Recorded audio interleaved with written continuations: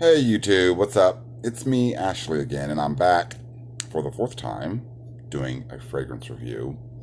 This time I'm going to review three in one video. It's been a while since I've done that, since I've reviewed three in one video, but I felt like I needed to do that tonight.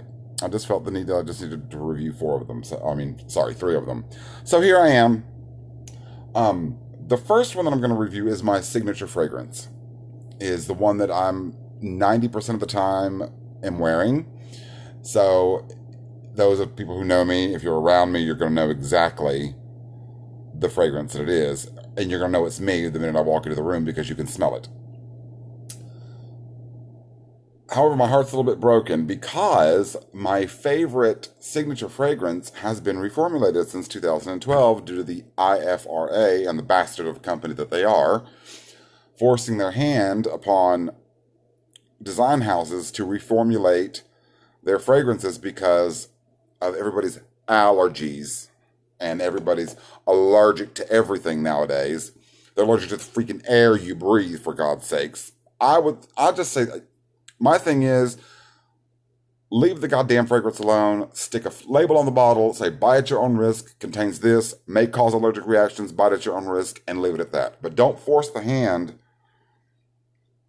of a design house to cheapen the product and to reformulate it just to appease people that have these so-called allergies, which we all know that they're bullshit. They don't have these allergies because there is nobody born in this world that is human that is allergic to everything. So it's just a cop out, if you ask me. Anyway, back to the fragrance. Yes, I'm smoking. I'm a smoker. I do smoke in my videos sometimes, so get over it. Anyway, we're going to get to the fragrance in just a second. This is my signature scent. I've got two of them. One of them is an Eau de Toilette, and the other one's an Eau de Parfum. Now, the Eau de Toilette and the Eau de Parfum, they are the same fragrance. The composition, however, is a little bit different. The intensity is different in one than it is in the other. And not just because it's an Eau de Toilette, and not because one's an Eau de Toilette and the other one's an Eau de Parfum, which makes it more intense. No, it's because the actual composition and the structure, or should I say the actual formulation of the Eau de Toilette and the Eau de Parfum are different. One of them came out in the 20s, and the other one was released in 1984 during the 80s when everything was big, bold, vibrant, and in your face. So that's why one is more than the other one.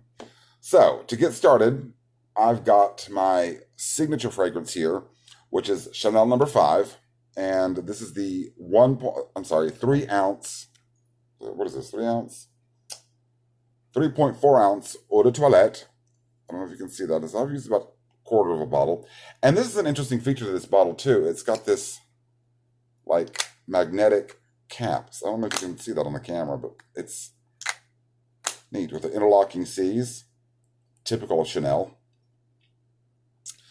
This fragrance is a floral aldehyde. For those of you that don't know what aldehydes are, aldehydes is a synthetic, or it's like a synthetic note, and it makes the fragrance sparkle and makes it bubbly. It makes it lift, basically. It makes the notes and stuff come to life. That's what aldehydes are. And there's a lot of aldehydes nowadays that are used in perfumery. Back in 1921, when this was invented, aldehydes was a new thing. Nobody knew what aldehydes were. And Coco Chanel herself, she loved the fact that you could use aldehydes and make the fragrance abstract, because her thing was that she didn't want it to smell like a flower. She wanted it to smell like a particular flower or kind of a rose or whatever. She wanted it to be distinctly feminine. Men can pull this off as well too, not just women.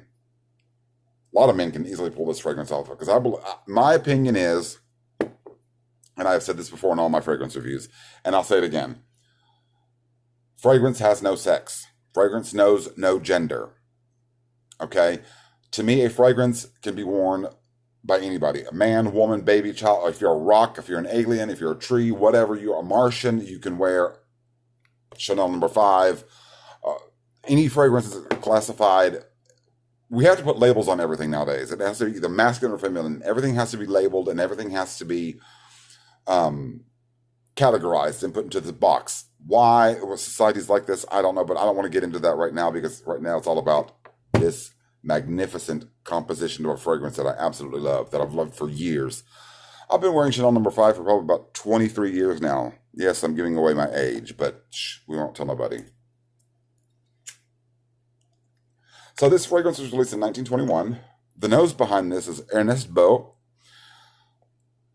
The original composition was a parfum, pure perfume, that was released in 1921. In 1922 or 1923 cometh the Eau de Toilette. Then shortly thereafter that cometh the Eau de Cologne, which they no longer make the Eau de Cologne because you're not going to find a concentration, an Eau de Cologne concentration in any modern fragrance nowadays. Most of your Eau de Colognes have now like a body mist, basically, like, you get at Bath and Body Works or what is that, Body Fantasies that they sell at Walmart or whatever. Basically, that's an Eau de Cologne. That's what it is. So you're not going to find in an upscale design house such as Chanel, Christian Dior, Yves Saint Laurent, Guerlain, whatever it is, you're not going to find an Eau de Cologne concentration. It's either going to be Eau de Toilette, Parfum, or Eau de Parfum, because you're paying. Yes, you're paying for the brand name itself, but you're also getting more of the essential oils in the concentration of an Eau de Toilette versus an Eau de Cologne, or an Eau de Parfum versus an Eau de Parfum, which in the Parfum, it's 25% essential oils, the rest alcohol and water. Eau de Toilette is about 18% essential oils, the rest alcohol and water. And an Eau de Cologne is, in a Parfum, it's 25%. It's 25% essential oils and the rest alcohol and water. Eau de Parfum is, I think, 18% essential oils. The rest is alcohol and water.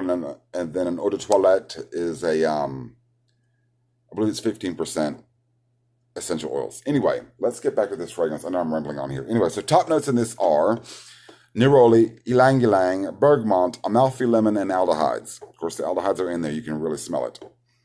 Middle notes are iris, jasmine, orris root, rose, lily of the valley. It's a lot.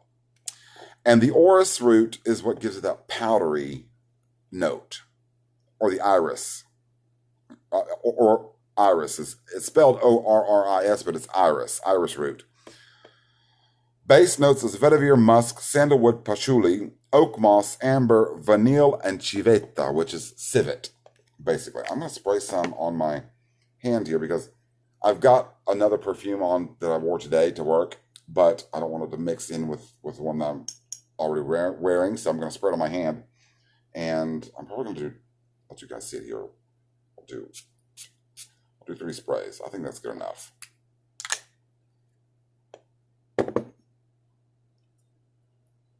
Now, right off the top, you can smell that powdery note.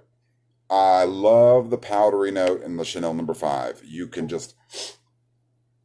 smell it right off first spray.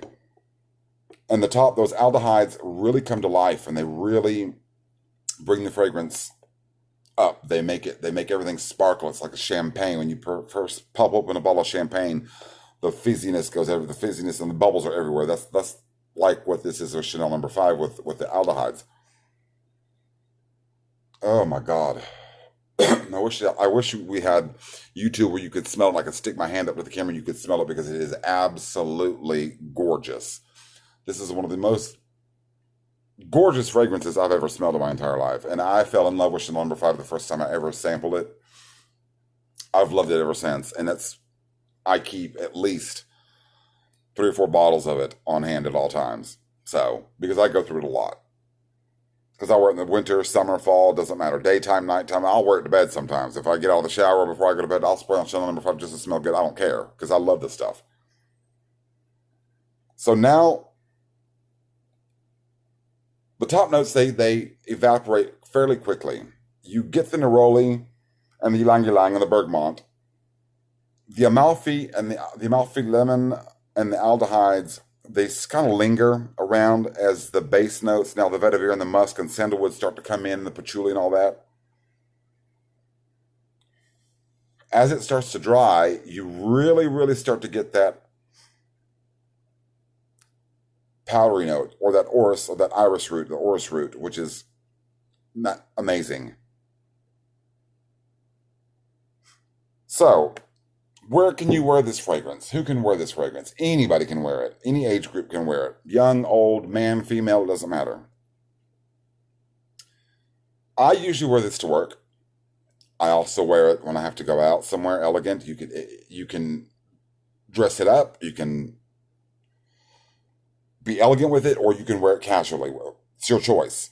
Um, Chanel Number Five is one of those fragrances that is, I call it abstract, because it doesn't smell like a particular flower or a particular scent. It's abstract. It's hard to explain, because that's what Coco Chanel wanted. She wanted a fragrance that was abstract, and this really is an abstract fragrance. It really is.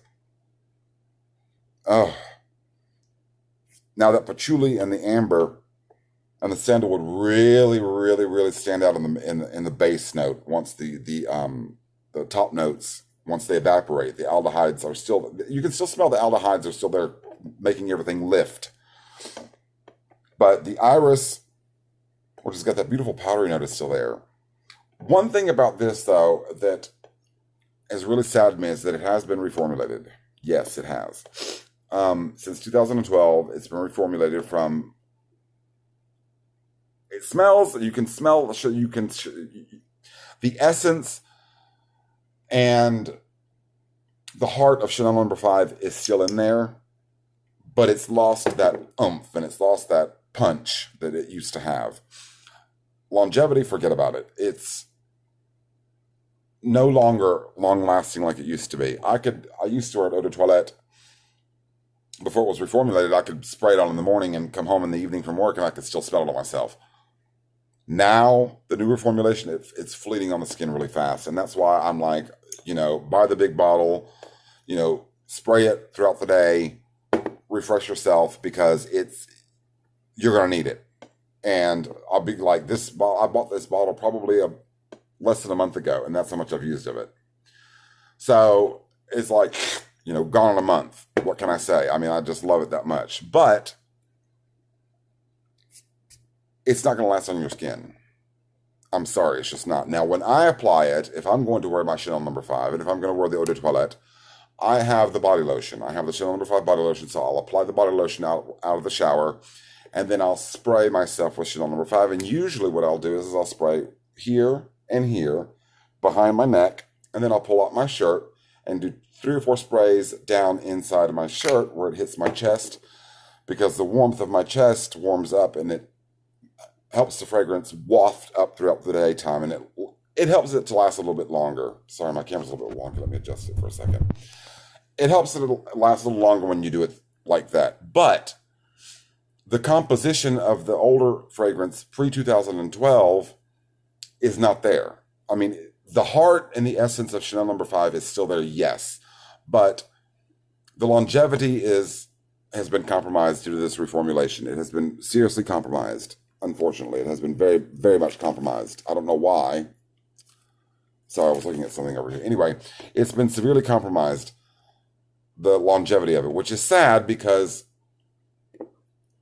this is one of my favorite fragrances of all times. It's just,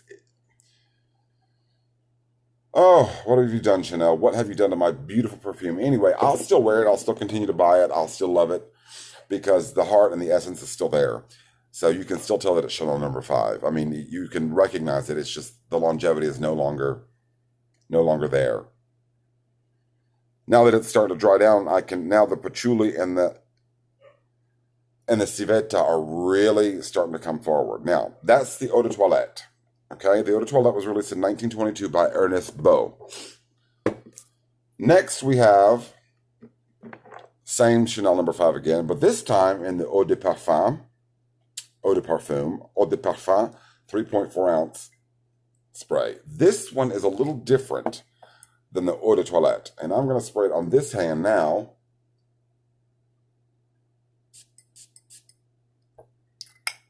Love this beautiful stopper too. I love the a glass stopper. It's really, really elegant. The bottles of Chanel number 5 have always been so elegant. I mean, look at that. That's just an elegant bottle. Look at that. I mean, it's just gorgeous. Anyway, this one's different. The top notes. Let's start off with the notes first of all, and then I'll explain to you how it differs from the Eau de Toilette. The top notes are neroli, ylang ylang, peach, bergamot, and aldehydes. Of course, you've got the aldehydes because it's Chanel number 5. Middle notes is fresh jasmine, lily of the valley, iris, and May rose. Now, the iris also is where you get that powdery note, but it's not as pronounced in the Eau de Parfum as it is in the Eau de Toilette until later on in the dry down. You get the powdery note more in the dry down in the Eau de Parfum than you do in the Eau de Toilette. In the Eau de Toilette, it's there right from the very beginning. You can smell that powdery note. The base notes of the Eau de Parfum is Mesor, sandalwood, vetiver, moss, patchouli, and bourbon vanilla. And there's also civet in there too. They didn't list it on Fragrantica, but it's in there. I know it is because I've worn Chanel number 5 for 20 plus years, and I know it's in there.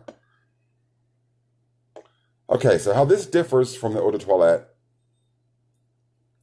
is you get the aldehydes linger a lot longer than they do in the Eau de Toilette. You get the top notes stick around a little longer, so you get more of the neroli and the ylang ylang and the peach and the bergamot in the top notes. They linger a little bit longer. The intensity of the Eau de Toilette, of the Eau de Parfum, is also different from the Eau de Toilette because this was created by Jacques Polge in 1984, posthumously to Coco Chanel, who passed away, I believe, in 76 or 78 or something like that. So in her honor, he wanted to create an Eau de Parfum, which was first released in 1984, and the nose behind it is Jacques Polge. Now, he kept the essence of Chanel number 5 there, but he made it more intense, and he had the structure of it is different than the Eau de Toilette. This hand's got the Eau de Toilette on it, and I can already smell that the powdery note is there, but now it's coming through on the Eau de Parfum. Now the powder note's starting to come through, and like I said, the top notes linger a little longer on the Eau de Parfum than they do on the Eau de Toilette. The Eau de Parfum is, at first it smells like it's really light, but as it dries down, it gets more intense. Projection, these are not a projection beasts at all. They are not a projection, neither the Eau de Toilette or the Eau de Parfum. They're not projection beasts. Ciliage, you get more ciliage from the Eau de Parfum than you do from the Eau de Toilette.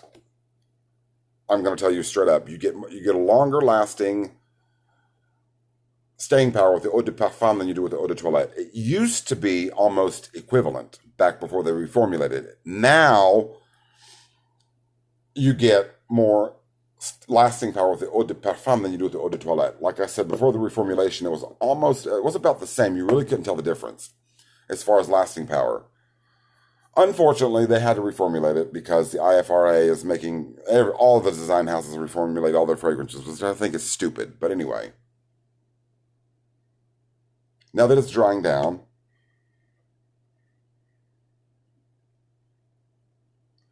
now I'm getting that iris and the May rose that's coming through, and that's where you get the powdery note. Now that powdery note is intensified in the Eau de Parfum than it is in the Eau de Toilette.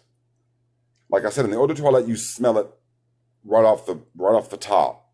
In the Eau de Parfum, you got to wait for a few minutes before you get that powder note to come through. And that's what's really gorgeous about Chanel number 5, Eau de Parfum, that I like better than I do the Eau de Toilette, because I love that rich powdery note in the Eau de Parfum than I do in the Eau de Toilette. Don't get me wrong, I like the Eau de Toilette too. And I wear the Eau de Toilette more in the summertime when I want to refresh. During the day, I'll carry it with me in my bag because I'll leave the house and I'll put on my Eau de Parfum, and then I have a 1.7 ounce bottle of this, of the Eau de Toilette that I put in my bag, in my satchel, and I carry it with me and I refresh myself throughout the day.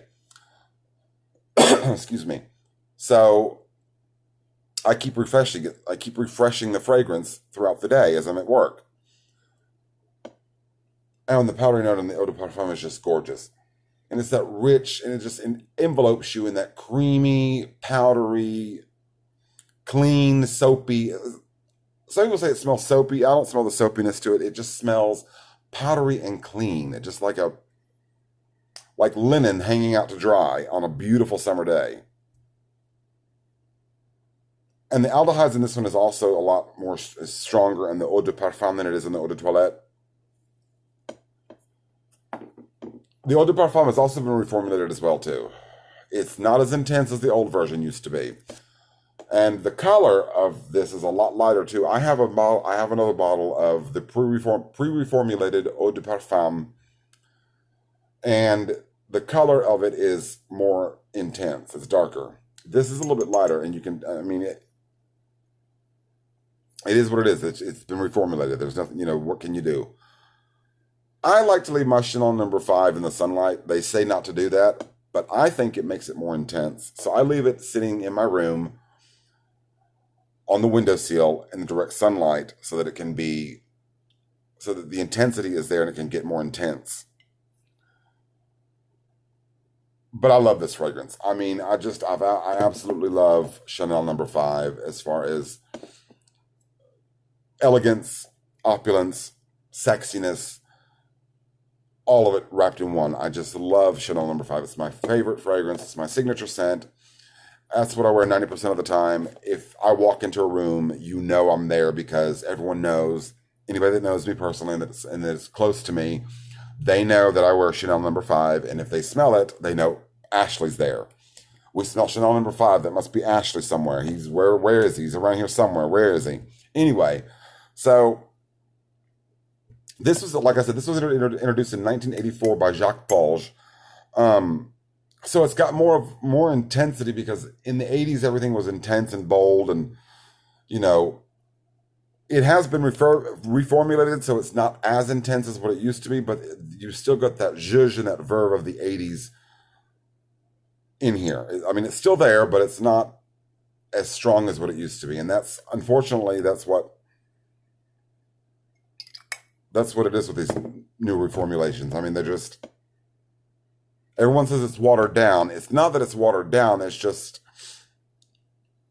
the IFRA has banned so many natural ingredients that the perfumers now have to use synthetic ingredients to replicate the natural, and it becomes less intense. Because we all know anything natural is better than something that's synthetic or fake. So that's why everyone says, "Oh, it's watered down. It's watered down." It's not that it's watered down. It's not watered down at all. I mean, it's still the same. It's still the same concentration of essential oil wise, but it's just that they have to use synthetic products rather than natural products. Now, I've been told that the parfum, the pure perfume in Chanel #5, they still use all pure, like pure fresh ingredients. They still use natural ingredients like iris and jasmine and rose. They actually have a jasmine field and a rose field in the south of France that is specifically for Chanel #5 parfum only. The Eau de Toilette and the Eau de Parfum, they don't come from that region. They come from somewhere else. I don't know where they come from, but I've been told that the #5 pure perfume is still 100% natural ingredients. Oh, it's just gorgeous. Okay, on to the next fragrance. This is also by Chanel, and it's Coco, which I love Coco. This is the 3.4 ounce Eau de Toilette. It's a little stopper. It's a little atomizer here. Cute little plastic cap. It's very classic, very classic Chanel. This was introduced in 1983. Again, it's an 80s perfume. It's an 80s perfume. The nose behind it is, again, Jacques Polge, who has been a perfumer with the House of Chanel for years. Now his son, Olivier Polge, has taken over and has kind of ruined Chanel. We won't go there. Coco is an oriental spicy fragrance. Top notes are coriander, mandarin orange, peach, jasmine, and Bulgarian rose. Middle notes are mimosa, cloves, orange blossom, clover, and rose. Base notes is labdanum, amber, sandalwood, tonka bean, opopanax, civet, and vanilla. This fragrance is a cloying projection monster. I only need 2 sprays. That's all I need because it's that strong. Oh. When you first spray it, right off the top, that mandarin orange and that peach and jasmine, boom, hits you in the face. It's just there, like right in your face.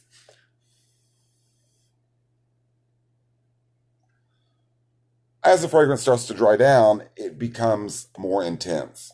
And that's why I like this. It's a cloying monster. It is a very cloying perfume, and I like that sometimes because if I'm having a day where I don't want to be bothered and I don't want people around me, I'll wear a cloying perfume that keeps people away to repel people. So it can be a good thing. It can be a repellent, but it's also, you don't need much because you don't need to spray much because it's so intense. So a little goes a long way. If I don't want to be bothered and I want to be left alone and I don't want people in my bubble, I will overdo it with the Coco Eau de Toilette. I also have it in the Eau de Parfum, which is even more intense. It's a cloying monster. This is a projection beast. It's a ciliage beast. Like this. Oh.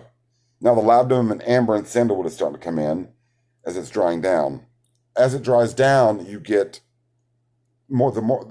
as it dries down, the more intense it gets, and the warmer and the spicier it gets. That's why I love Coco from Chanel.